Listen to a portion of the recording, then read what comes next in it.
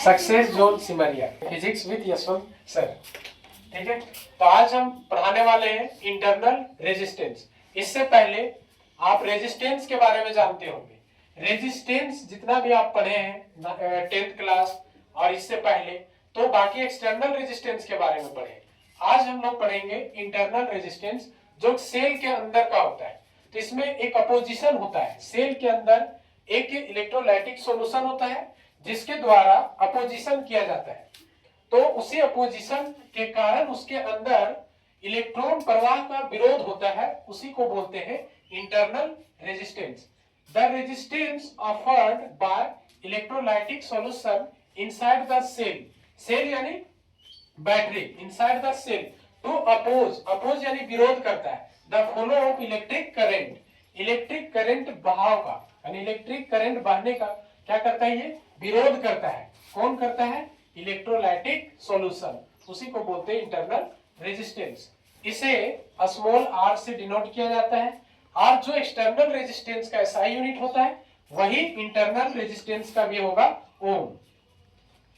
अब ये इंटरनल जो रेजिस्टेंस है ये डिपेंड्स करता है कुछ कुछ फैक्टर पर, जैसे कि R inversely directly proportional to D.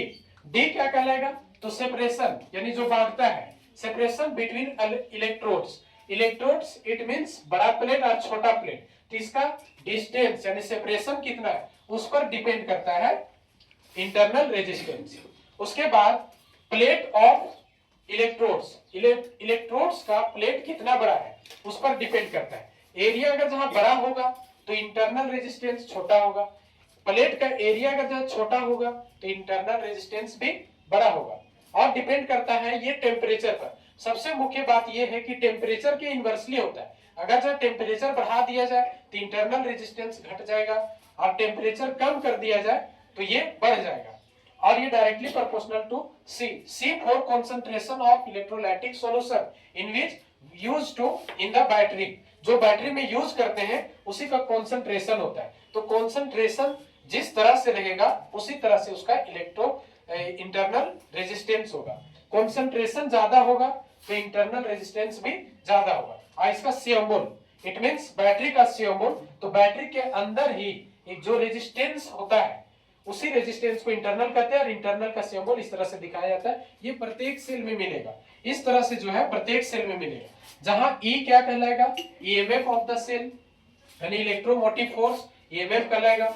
Are for internal resistance. तो आज इतना ही।